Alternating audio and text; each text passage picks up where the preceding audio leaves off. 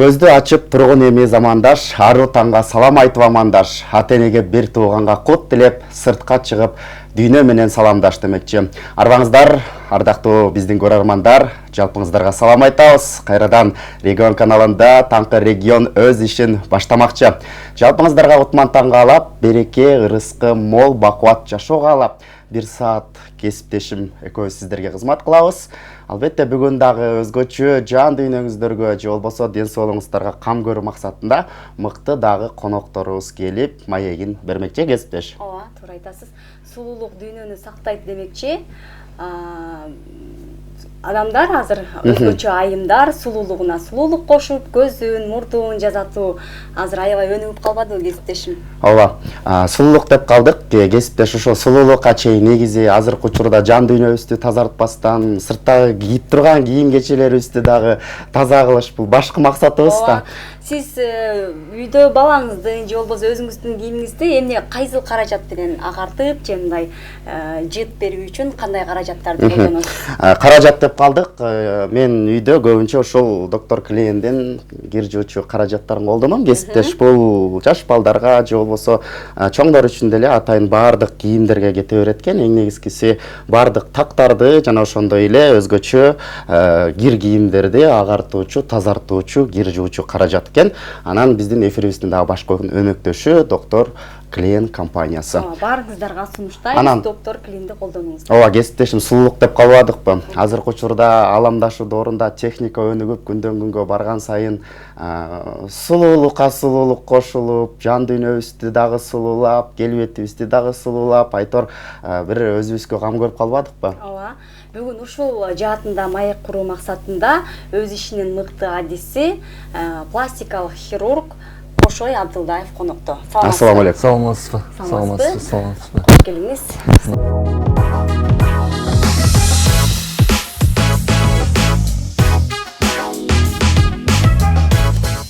Биз эфирибизди улайбыз, кесиптеш. Жаңы эле айтып өткөндөй, бизге келген мейманыбыз төрүбүздөн орун алып жалпыңыздарга салам айтты.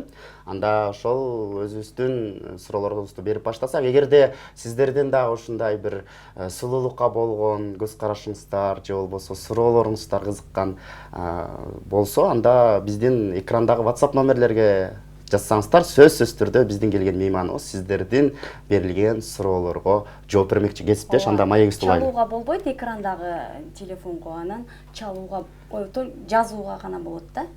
Жооп алып беребиз. Ооба, кесиптеш, эми маегибизди баштайлы биздин келген мейманыбыз менен. Кошой мырза, бул тармакта эмгектенгениңизге канча жыл болуп калды? 3-жыл кетти. Именно пластика хирургия менен заниматься эткенибизге. Ага чейин 2 жыл экстренный хирургияда иштегенбиз, это микрохирургия кисти. То есть мен жеке эле пластика хирург эмесмин, мен реконструктивный хирург. То есть реконструктивный хирургия это там ампутация пальца, нервы, сухожилия, ошого да киребиз да. То есть любой пластика хирург мы как реконструктивный хирург. Просто биз реконструктивный хирургияны биз реклама кылбайбыз. Ал проводится как благотворительная акция менен и ожог менен да көп кичинекей балдар келет да. Вот ошон үчүн 2 жыл реконструктивная хирургия и 3 жыл чисто пластика хирургиядабыз. Алгач эле кесибиңизди аяктар менен иш тажрыйбаңызды кайсыл жактан баштагансыз? Сразу эле эмеденби, жеке клиникаданбы же? Жеке клиникадан. Эмне үчүн ушул пластикалык хирургияны тандап алдыңыз? Бул кесипке кандай бир кызыктар болдуңуз? Бул ойлонуп кетсем, бул как бы биринчиден мен дедушкам, мен чоң атам, байкем бүт баары медик. Мен 3-чү поколениеда медиктин. Алар деген пластика хирургия эмес. Алардыкы бүт реанимация, анестезиология, кардиохирургия, гистология. Мен тандагандын себеби 6 жыл скорыйда көп иштедим. 1-чи курстан баштап 6-чы курска чейин. Тез жардамда көп иштедим. И патология мен бул басымча патологияда көпкө чейин ойлонуп, патология мен уже кылмышкы келбей калды да. Анан кийин начал смотреть, что еще интересно бизде бар медицинада. Пластика хирургияда биздин учительдер бар, это Максут Сатарович и Конокбекович деген Султан Тукешевдер. Да, ошонун жумуштарын көрүп, биздин учительдерди, анан кийин суктанып баштадым. Суктангандан кийин 6-чы курстан кийин уже өзүмө чечтим пластика хирургияга барам деп да. вот ошол үчүн пластика хирургияга келип калдык. Кошой мырза, айтсаңыз, негизи азыркы учурда баягы 70-80% айымдар кайрылат экен. Сиздин баракчадан 90% деп коелу. Анан сиз бет түзүлүшү боюнча ошол операциялар жасап келесиз. Анан азыркы учурда актуалдуу болуп аткан көбүнчө айымдарыбыз кайсыл жаат менен кайрылып атышат сизге? В основном блефаропластика. Анан кийин блефаропластикадан ринопластика да. Вот айымдар блефаропластикадан жаш айымдар көп келет. Также бизде возрастной деген эме бар, блефаропластика это 50-дөн өткөндөн кийин кожасы түшүп калып, ал уже медицинский показания менен келет. Мисалы көздүн алысты шишип, түшүп калып, Основной блефаропластика дейт, үстүнкү блефаропластика. Эми баягы көрөрмандар азыркы бизди көрүп атса керек, балким айыл жергесиндегилер блефаропластика эмне экенин билишпейт, анан жалпак тил менен айтып бербейсизби бул? Блефаропластика бул түрү деген үстүндөгү лишний кожа салынат. Биз деген азиатпыз да. В основном бизде азиатский глаза дейт. Анан көбүнчөсү бизге келгенде европейский көз кылып бер деп келишет да. Но биз түшүндүрөбүз, мы не европейцы. Бизге деген чоң сурма кереги жок. Бизге более-менее естественный, көз эми сурмасы аябай түшүп калганда, капталы грустные глаза деп коет. Ошондо биз кожаны алып, көзүн ачып, ресницалар өйдө көтөрүлүп, эси астында да аябай кожа көп, жир көп болсо май көз, майын да алып, янда тартабыз да. Ошондо круговая блефаропластика деп коет. Эгерде ал жерде май жок болгон учурда кандай? Ошо май жок болгон учур болот. Ал кичине трудно, потому что май жок болгондо сам по себе май бизге деген молодость дает. Байкаңызбы, карыган кишилерде көздөрү киртейип кетет, карыган сайынчы. Ошол жаман да.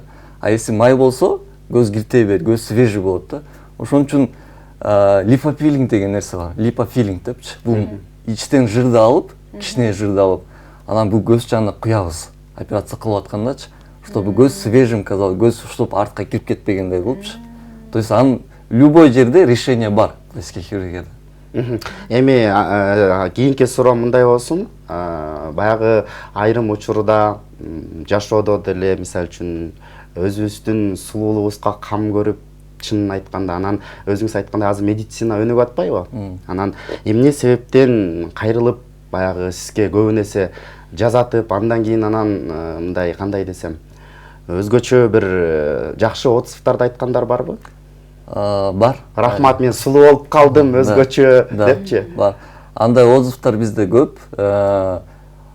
Бизге жазганда эмедет да, мен уверенная болуп калдым. Мен когда крашусь, мындай мага жагып калды. Мен өзүмдү, да, допустим, сиз айымсыз да, өзүмдү зеркаладан караганда мен өзүм жактырып калдым дегендер көп да. Даже апашкалар келет, там 60 жаштагы, көздөр аябай түшүп калганда, ой балам, чоң рахмат сага, мен өзүмдү караганда кичине өзүмдү начал узнавать депчи. Кожам түшүп калбай калды, мен даже мындай караганда капталымды көрбөчүмүн дейт. Это кожасы түшүп калган үчүн ушу кожасын алгандан уже капталым көрүп эметип калат. Ошол эле учурда мындай ийгиликсиз жазалып калганда операциялар болот. Болот, конечно. Сиздин практикаңызда канча жол жактырбай калып, болбой калды деген учурлар болду беле? Болот, ал обязательно. Андан мындай айтканда бизде эме бар да. Если у тебя нету побочных эффектов, то есть, значит, ты плохо оперируешь или у тебя мало операций дегендейчи.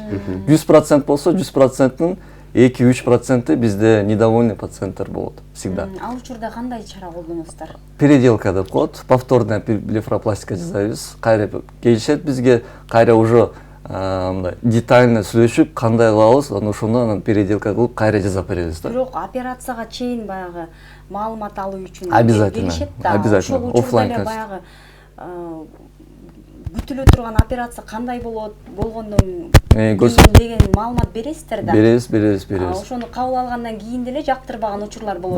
Болуп калат. И со стороны бизден да ошибка болуп калышы мүмкүн. То есть где-то кожа калып калат, где-то рубец болуп калат. Ар ким адамдын өзүнүн организми индивидуальный да. Аны деген биз от этого мы не застрахованы. Биз айтканда биз кудай эмеспиз. И непредвиденные обстоятельства болуп калышы мүмкүн. Или пациент өзү реабилитацияны плохо соблюдать этсе, ошондон да болот да. А бизге айтпайт да кандай реабилитация кылып атканын. операция жасалгандан кийин канча убакытта көз мына калыбына келет? Шишиктер тарап. Бул вопрос аябай көп берилет да постоянно. Мен кайсы убакытта жумушка чыксам болот, мен кайсы убакытта элге чыксам болот деп. Мен постоянно айтам, каждый организм индивидуален. То есть биздики, есть протокол. Бизге операция келдиби, 7 күндөн кийин биз шовун чечебиз. То есть үстүнкү шовун чечебиз. И 3 күн аябай отек болот. Көзү ачылбай да калышы мүмкүн. 4-чү күнүнөн баштап 5-чү күн, 6-чы күн отек түшүп баштайт. Бизге келгенде 7-чү күнү основной отектор түшүп калат. Но полный реабилитация, полный отек өзүнө келип, макта шиктер болот. Ошо шиктер кеткенде мен айтам 3 жана 4 ай. Мен укканым бар, 1 жылда толук калыбына келет деген ба. Ар кимдин организмине жараша болот. Жараша. Кээ бирөөнүкү жаш кыздар бар, 1,5 айдын ичинде эч кандай отек жок болуп калат. Кээ бирлеринки бар, жарым жылга чейин отек сохранится этет да. Но ал элге билинбейт. Ал билинет только өзүнө жана хирургка. Элге уже где-то 20-30 күндөн кийин эле өзүнүн калыбына келип эле нормально ичи көрөт. Анжа киртейип калат го кээ бириники. Ал кандай учурда андай болуп калат? Глубокая фиксация кылып койгондо или эмесин биздин векабызды, сурмабызды аябай чоң кылып койгондо ошондо киртейип калат да. Ошон үчүн биз азиат болгон үчүн максимально естественный складка создавать этиш керек да. Бизге аябай чоң кылып койсондо ошондо сиз айткандай көзү киртейип калат да. Бизде көрөрмандардан суроо бар экен, жакшы маалыматтарды берип жатасыздар. Кайсыл окуу жайды бүтүргөнсүз деп кызыктар экен. Мен Славянский университетти бүтүргөм, кафедра пластика хирургии. Биздин заведующий Кадыров Максут Сатарович жана биздин учителдер ошо Тукешевтер болгон. До сих пор биздин учителдер да. Дагы сурообуз бар, саламатсыздарбы? Таңкы регион, жакшы маалыматтарды берип жатасыздар. Көздүн сурмасын чыгаруунун баасы канча болот? Сизге кантип кайрылабыз? Бааларын айтып койсоңуздар, биздин чөнтөккө дал келеби деп 27 миңден бүткөн абонент. Бул сөздөр аябай көп задаваться этет. То есть мен Инстаграмымда каждый комментариимде ачык жазылбайт, Ачык жазылбайт. Каждый комментариимде бүт бар суроо. Бүт бар баасы канча. Тилекке каршы баарына мен айтып жеткенге успой өтпөйм. Бирок мен түз эфирге айта берем. Баасы деген биздики 28 миңден өйдө. То есть блефаропластика. Блефаропластиканын возрастнойдун баасы тоже башкача болот. Көздүн абалына жараша. Абалына да. Но 28 кожа деп коебуз ба, тери. Териден 28 миңден башталат. То есть есть еще вторичная операция деген бар. Вторичная операция ал кымбатыраак болот. Есть третичная операция, тоже ал да кымбат. Мага аябай көп келет после нитевой блефаропластики. Негизи ушу нитевой блефаропластика жөнүндө айтып кетейин дедим эле. Ошол азыркы блефаропластика менен кандай айырмасы бар? Ошо жип менен чыгартып алып атышат да, баасы да арзан. Реабилитация. Бир караганда экөө окшош эле, бирок кандай айырмасы бар? Нитевой блефаропластика менен мага аябай көп келет. 5 адам келсе, 5-өн 4-өсү мага нитевой блефаропластика менен келет. Это уже вторичная операция. Сам по себе нитевой блефаропластика бул бияка деген сурма чыгарганда биз кожаны алып, мышцаны алып, если лишний жир болсо лишний жир алып, постоянно сурманы калыбына келдиребиз да. А нитевой болгондо, нитканы алып туруп эле мындай киргизип койгондо сурма пайда болуп калат го, эч кандай жир, кожа алынбайт. Во-первых, нитевой бат эле түшүп калат. Кээ бирөөнүкү 2-3 айдын ичинде түшүп калат. Кээ бирөөнүкү максимум 1 жылга чейин жетет. Но что плохо нитевойдо? Нитевой деген всю жизнь көзүңөрдө калат. Бул инородное тело. Аябай көп осложнениялар бар менде нитевойдон. Көзүнүн ичинен чыгып калгандар бар ниткасы. Куурап түшүп калат деген ишенбешкен экен да. Жок. Эч ал мага 7-8 жылдан кийин келгендер болгон. Ошол бойдон турат нитка. Нитка деген көзүнүн ичинен чыгып калат, көзүнүн сыртынан чыгып калат. Көзүн ачып жумган сайын мешать этип баштайт. Көбүнчөсү менин көзүмө мешать этип атат деп мага келишет да. То есть мен өйкөп атат, көзүм ачып жапкан сайын доктор көзүм кызарып атат, жашыланып атат деп ошо нитевойдон келишет. Нитевойду биринчи нестерильный жерде кылышат. Косметологдор в основном, без медицинского образования. 90% без медицинского образования. Даже нитевойду должен делать пластический хирург. А бизде болсо косметологдор жөн эле кабинетте без стерилизации инструменттер эмне менен кылып атат, кимге кылып атат, ал белгисиз. Демек бул 100% коркунучтуу экен да. Коркунучтуу. Баарына айтам. Мен Инстаграмда көп айтам да, ТикТокто да көп айтам. Баары тең ошону угуп алып мага келишет, мен ниткамды алып бергиле жана сурма жасап бергиле деп. Жиптен аллергия чыккан учурлар болот, Болот. Көздөр кызарып, 2-3 күндөн кийин мага жетип келгендер болот. Ал ушунда болот, мен косметологум алып айтат, пластика хирургка кайрыл деп мага айтты деп өздөрү келишет. Эми баягы ошол пластикалык операция жөнүндө сүйлөшүп калбадыкпы? Мисалы үчүн сизге бир кардар барды дейли, бир айым барып ушундай блефаропластика жасатам деп сизге кайрылса канча убакыт керектелет? Бизде деген подготовка операцияга бар. Биринчиден бизге келгенден кийин анализ тапшырыш керек. Биз биринчи консультация кылабыз, сүйлөшөбүз, кандай сурма кылабыз, анан кийин анализ бериш керек. Анализге киргенде биз 4 анализ эле бизге жетишет. То есть это общий анализ крови, сахар крови, гепатит Б, С и ВИЧ. Ошону бизге сурашат, эмнеге биз бул анализди беришибиз керек деп. Общий анализ крови бизге эмне керек? То есть это биздин гемоглобин караш керек, анемиясы барбы, анемиясы жокпу. Воспаление барбы, воспалениясы жокпу. Ошону караш керек. Сахар крови, если сахар бизде высокий болсо, бизде заживление аябай абдан начар болот. Көбүнчөсү билбейт өзүндө. Жабылбайт да операция. Көбүнчөсү билбейт өзүндө сахарный диабет бар экенби, жок экенби. Бизге келип билгендер бар.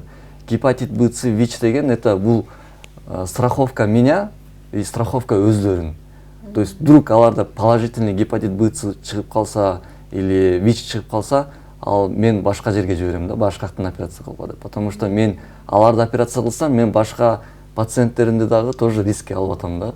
Ошон үчүн как бы это грубо не звучало, мен аларга отказ кылам да. Жоопкерчиликтүү мамиле кыласыз. Кайсыл жакка жибересиз, башка жакка жиберем деп калдыңыз? Кээ бир мен коллегаларым бар, алар ошол специальный инструменттер, специальный стерилизация менен өздөрү кийинип алып ошол кылышат. Атайын бар. Дагы кандай болгон учурда операциядан баш тартасыздар? Менструальный цикл бар, аял кишинин. Это очень важно, потому что если мага келип менструальный циклы болуп калса, анда деген во время операции аябай отек болот, аябай канайт. Өзү айым бул күнү чувствительный болуп калат негизичи. Ошон үчүн бул убакта сразу отмена. Если ооруп атса, если температурасы болуп атса, если какой-то бир инфекциясы болсо, который не лечённый, ошондо дагы тоже отмена болот. Көп учурда отмена операция болот. Көп учурда баягы айрымдар коркуп, айрымдар болсо коркпой ушундай бир рискке барып, көздөрүн жазатып атпайбы? Аябай коркушат. Анан канча жаштан баштап канча жашка чейин кайрылса болот, көрөрмандарга маалымат бербейсизби? 16 жаштан баштап 18 жашка чейин ата-энеси менен келиш керек. То есть это өзүнүн ата-энесинин разрешениясы менен ата-энеси менен сүйлөшүп 16 жаштан 18 жашка чейин келсе болот. 18 жаштан баштап уже дальше ограничения жок. Бизге өздөрү келе беришсе болот. Айтып калышат да, 16-18 жашка чейин жасаган көздүн сурмасы кийин мындай жазалганы билинбей калат, жаш болгон үчүн да бат айыгып калыбына келип калат. Билинбей калат. Чын. Уже көбүнчөнүкү эле даже 45 жашта, 50 жашта эжекелер келгенде биз операция кылгандан кийин жарым жылдан кийин биякта деген шовтун линиясы эле калып калат. Билинбей калат. Уже бир жылдын ичинде мындай өзүнүн калыбына келип, если жакшы жазалган болсо, эч ким билинбейт, ойлой берет, сурмасы өзүнүкү чоң экен, жакшы экен деп ойлонуп отура беришет да. Каш деп эле сүйлөшүп калдык, жантан беричи, мени көрүп аткандар каш деле жасайт го деп ойлоп калышпасын, бет түзүлүшү боюнча хирург деп сизди айтып калдык да. Анан башка жааттагы биздин мүчөлөрүбүз боюнча да сүйлөшсөк, мисалы мурун деген сыяктуу бет түзүлүшүбүз, ринопластика боюнча айтсаңыз. Бизге ринопластика менен да тоже көп каралат. Ойлой берет кээ бирөө ринопластика десе только мурдун сыртынын кабыгы типа сулуулугу эле депчи.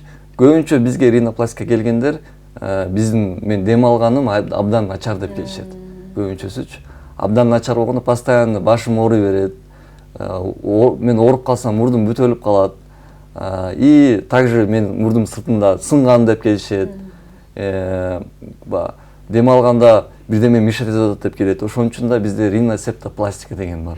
То есть риносепта деген это ичин менен кошо жасалат да. Бул операция чоң операция. Бул операция деген 4 саат, 5 саат кылынат.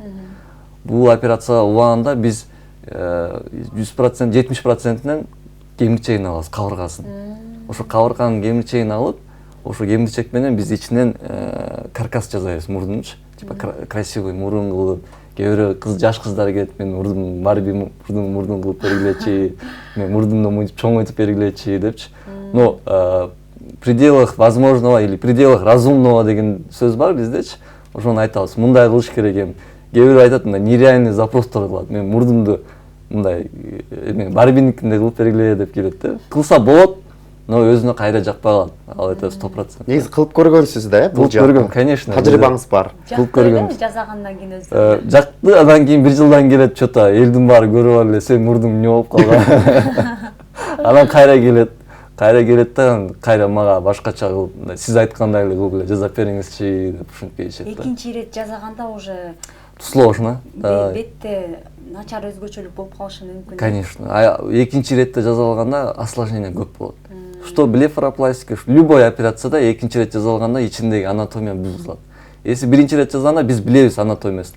Кайсы сосуд каякта турат, кайсы нерв каякта турат, кайсы мышца каякта турат. Экинчи ирет сиз айткандай киргенде биз уже слепую киребиз. Ошон үчүн ал операция узак болот, кичине трудныйраак болот, кичине осложнениялар, непредвиденный осложнениялар көбүрөөк болот. Сиздин иш тажрыйбаңызда мындай кездешип калабы? Көзүн жазаткан адам мурдун жазатат, анан кулагын болсун деп. Биринчи көзүн жазатып бүтүп аябай жагып калып, эми мурдумду жазатышым керек деп. Менин практикамда андайлар көп. Бизде кээ бир меймандар бар, келет, келгенден кийин биринчи көзүн эле жазатышат.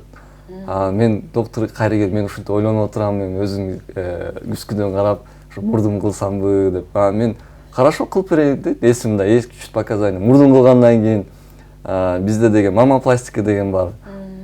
Эмчегим жазатам дейт. Башка жакка да өттү, э? Липосакция кылам деп. Бирөө бар, бирөө эле киши келип туруп бүт жерин жазатып кеткендер андай болот бизде. Анан азыркы учурда пластикалык операция десе эле баягы чалкабыздан түшүп, ойкой 50 жаштан өткөндөн кийин болбой калат сенин ден соолугуң депчи ушундай бир апаларыбыздын ушундай бир стереотиптерден чыга албай калганбыз да. Анан сиз ушул пластикалык хирург катары айтып кетсеңиз, мунун зыяны жокпу, барбы, эч мындай келечеги кандай болот боюнча маалымат берсеңиз кененирээк. Азыркы учурда пластика хирургия аябай өнүгүп атат. Муну баарыңар угуп атасыңар. Пластика хирургия элдин баары ойлойт бул сулуулук эле депчи. Жеке эле бул сулуулук эмес, бул медицинский показаниясы да көп. Айымдар душевный состояниясы дегендер болот. Кээ бирөө өзүн карап эле жактырбайт. Вроде все нормально, но жактырбайт. Биз пластика хирургия кылгандан кийин кадимкидей өзгөрүшөт. Өзүнө жагып, иштеген жумушу жакшыраак кетип, кылган нерсеси өзүнө жагып калат да. Бизде менде TikTok'то, Instagram'да хейтер дегендер аябай көп. Бул сөз деген бизде аябай известный болуп кетти го. Да, сиз айтканда жеке эле бабушка, дедушка деген эмес, жаштар деле ошондой айырмасы арасында бар. Бул билбештиктен ошентип көп жазышат да. Билимдин жоктугу. Да, билимдин жоктугу. Бул пластика хирургияны кылбаш керек. Өзүң кандай болсоң ошондой жүрө бериш керек. Допустим, бизде деген птоз деген нерсени уктуңарбы эле? Птоз деген это көзү түшүп калган да. Мынтип ача албайт. Кичинекей жаш балдар или чоң кишилер деле байкайсыңар, это бул аномалия деп коет да. Анатомиядан төрөлгөн эле ушинтип төрөлгөн. Буга ким жардам берет? Буга деген пластика хирургия жардам берет. Ошондо эле это жашоонун жеңилдештигине бизге дагы алар да келишет да. То есть аны бирок биз реклама кылбайбыз. Бизге келет любой реконструктивный хирургияны мен өзүм на благотворительный акция жасайм. То есть алардан акча албайбыз. Потому что ал ден соолугуна керектүү нерсе. Мен өзүм атам айткандай алардан акча алба дегенде. Ошон үчүн благотворительный операция келгенде мен алардан акча албайм. Кайрымдуулук иретинде бекерге жаза бересиз. Биз аны деген эч кимге айтпайбыз. То есть кандай нерсе кылсаң дагы сен лучше промолчать и кыла бер деп чечимди айткам. Жарнамалабайсыз, баягы бир жараткан билсе белгилүү деген. Да, мен атам ушундай айткан. Аны кылдыңбы, значит эч кимге жардамдабай эле өзүң кыла бер деп койгон да. Балам ушундай депчи. Ошон үчүн пластика хирургия бул менин оюмда көп айымдарга, көп эркектерге дагы жардам берет. Мырзалар деп калдык. Анан сиздин практикаңызда, иш тажрыйбаңызда айымдар эле эмес, мырзалар келишет. Мырзалар дагы мурун жазатышат, кулак жазатышат и көздү да көп жазатышат. Көздү жазатканда мырзалар жаштар азыраак, но возрастноолор көп келет. Бирок аларды сүрөткө тартам десең, жок, сразу жок тартма дейт. азыркы учурда баягы кыргыз шоу дүйнөсү дагы аябай кеңири тарап, биздин ырчы артисттерибиз дагы ушундай нерселерге көп басым жасап калбады. Анан сизге дагы ошол артисттерден, балким шоу чөйрөсүндөгүлөрдөн кайрылган учурлар болду беле? Болду. Бирок алар чисто инкогнито келишет да, алар көп эметишпейт. Бизге бирок блогерлер келсе, алар блогерлер менен сүйлөшүп, алар өздөрүн сүрөткө тартып, рекламага чыгарганга, инстаграмга чыгарганга өзүнүн уруксатын беришет. Но если бул эстраданын өкүлдөрү келсе, баягы скрытый маалымат ачыкка чыкпасын. Да, ошондой менен келишет Дегенде, Бул тармакта өзүңүздүн жакындарыңызга жазган учурлар болду беле? Билбөлөңүздөгү адамдарга деген сыяктуу. Болгон. Мен эжелериме жазгандар болгон. Мен эң жакын карманым мен аялыма жазгам да. Нижний блефаропластика жазгам да. Өзүм ойлогом, что мен өзүм жакын кармандарыма жазганда мен волноваться этпейм депчи. Бирок аябай эме эткенсиз. Өзүңдүн жакының болуп атса, бир мындай жоопкерчиликти сезесиң да. Мен айтам, бул коллегам эле жаза албайбы да, жок сен жаза деп. Аны ойлойсуң. Толкунданып болот. Толкунданып, все равно приходится жазайсың, лучше анда өзүм эле жазап берейин деп. Допустим, азыр мен эжекелерим дагы аябай постоянно айтышат, мен мунумду жазап берчи, мен буягымды жазап берчи деп. Бизде көрөрмандардан суроо экен, саламатсыздарбы, жакшы маалыматтарды берип жатасыздар. Кошой мырза кайсыл жактын колунда болосуз? Жана ошондой эле сизге кандай кабарлашып байланышсак болот деп 17 менен бүткөн абонент. Мен өзүм түйүм чүйлүк болот Кара-Балта. Мен чоң атам чүйдөн төрөлүшкөн. Мен бирок өсүп турган жерим бул Нарын, Атбашы району. Мен атамды деген Советский Союз убагында Котор бейген, ошака главврач болуп көп жыл иштеп, мен ошакта өсүп калгам. То есть өсүп турган жерим Нарын, бирок түйүм болсо мен чүйлүк болом. Бирок жүрөгүңүз каяк деп согот? Мен жүрөгүм Нарын деп согот. Себеби ошол жакта балалык издериңиз калды, чаң сапырып ошол жактан чоңойдуңуз, ошол жактын суусун ичтиңиз. Демек, сизди нарындык деп дагы, чүйлүк деп дагы айтсак болот. Мен нарындык деп иногда айтып ийсем, мен атам урушат, сен нарындык эмессиң, сен чүйлүксүң деп. Сен бүт жет атаңдын баары чүйдөн деп, ошентип айтышат. Билимиңизди өркүндөтүү максатында чет жактарга чыгып, Обязательно. Кайсыл жактарга чыгып келгенсиз? Москвага, в основном Москва менен эле эмеге, Казакстанга көп барабыз да. И пландарда көп бар, Кореяга барып келейин дегени бар. Ушул жайында Корея жана Турцияга барайын деген номерим бар. Төмөндө көрөрмандарга сурооңуз баягы толук жооп берилбей калды. Кандай кайрылат, сиздердин даректериңиздер кандай? Ошол боюнча. Дарегим мага кабыл это Инстаграм да, көбүнчөсүчү. Инстаграм. Кандай кайрылышат? Инстаграм меники деген доктор Кошой Абдулдаев. Кошой Абдулдаев деп чыкса эле, Гуглдан деле Кошой Абдулдаев пластический хирург деп жазса эле. Англис тилинде жазыш керек, Орусча деле жазса эле. Ооба, азыр интернеттин заманында, урматтуу көрөрмандар, Кошой Абдулдаев деп эле Инстаграм соц тармагынан жазсаңыздар, мына ошол жактан Кошой мырзанын жеке баракчасына катталасыздар дагы, ошол жакта өзүнүн жеке номерлери бар. Мына ошол жактан кененирээк маалымат алып, Кошой мырзанын дарегин алып, мына ошол жактан консультацияларды алып, өзүнүн клиникасына барып, кызматтарын алсаңыздар болот дейли, кесиптеш. Ооба. Пластикалык хирургия боюнча кайсыл мамлекет алдыда деп ойлойсуз? Бул мен ойлогондон бул Корея болуш керек. Корея. Потому что бизде Кореяга көп барышат. Бирок азыр учурда Кореяда кымбат деп, азыр бүт жерде эле өнүгүп атат да. Пластика хирургияда, например, СНГда аябай өнүгүп атат. То есть СНГ это Казакстан, Узбекистан и Кыргызстан аябай өнүгүп атат. То есть Россия менен чогулупчу. Кыргызстанда эле кем калышпайбыз. Калышпайбыз. Бизде кем, бизде деген сообщество пластика хирургов бар. Бул СНГ боюнча, менин оюмча. Баары деле көп айтышат, мен коллегаларым, то есть зарубежный коллегам. Просто аябай күчтүү сообщество пластика хирургияныкы дейт. Сообщество пластика хирургия. Биздин президентибиз сообщество пластика хирургияда Тукешев. Баарыңар билгендей Тукешев болот. баягы ар бир адамдын өзүнүн бир алдыга койгон максаты болот. Анан азыркы учурда көптөгөн бир айымдарыбыздын сулуулугуна кам көрүп, алардын ыраазычылыктарын алып келе жатабыз. Анан айтайын дегеним, балким өз алдыңызча бир окууларды үйрөнүп, изилдеп, дагы бир кандай бир ачылыштарды өзүм жасасам деген бир максаттарыңыз барбы? Жүрөгүңүздө? Максаттарыбыз бар. Операция бар, бир көздү чоңойткон. Сурма чоңойгондо биз көздү эле көп деле чоңойбойт.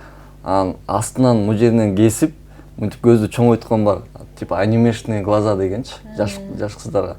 Бизде пока бул биякта жаза албайт эч ким. Ошол үчүн Корея жана Кытайга барып билим алып келсем дейм. Мен өзүм негизи Кытайда жашап кеткем. Шанхайда 1,5 жыл, 2 жылда жашап, Кытай тилин дагы свободно сүйлөгөндү билем. Ошо Кытайга барып үйлөнүп келсем деген адам. Чет жактан келип да жазаткан кардарларыңыз аябай көп. Кайсыл жактан көп? Биринчи орунда Казакстан турат. Экинчи орунда Россия турат. Узбекистан келет и уже калгандары Европадан келишет.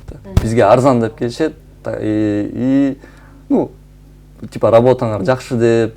Биринчи мен оюмча бизге арзан деп келишет. Негизи Кыргызстанда по сравнению башка мамлекеттер менен бизде аябай арзан. То же самое блефаропластика бизде арзаныраак, чем Алматыда.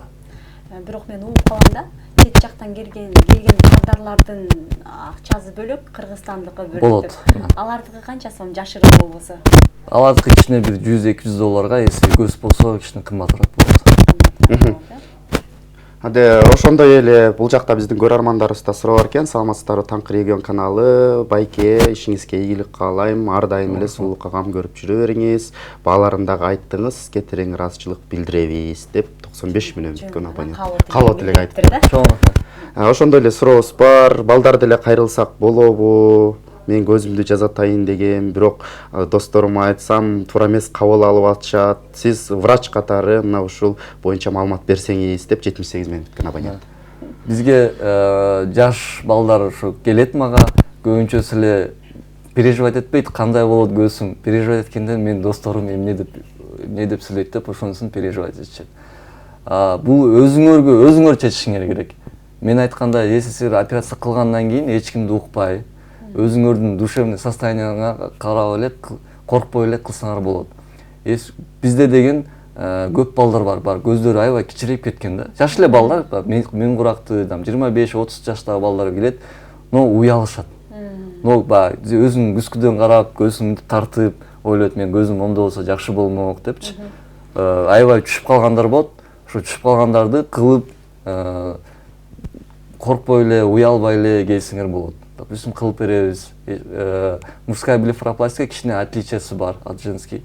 Мужская блефаропластика чоң сурма жасабайбыз, в основном кожасын алып, кичинекей ичке кылып сызыкча чыгарып коебуз. Демек, баасы да арзаныраак экен, мырзаларды айымдарга салыштырма. Ошондой деген түшүнүкпү же? Бирдей эле. Баасы бирдей эле. Бирдей эле.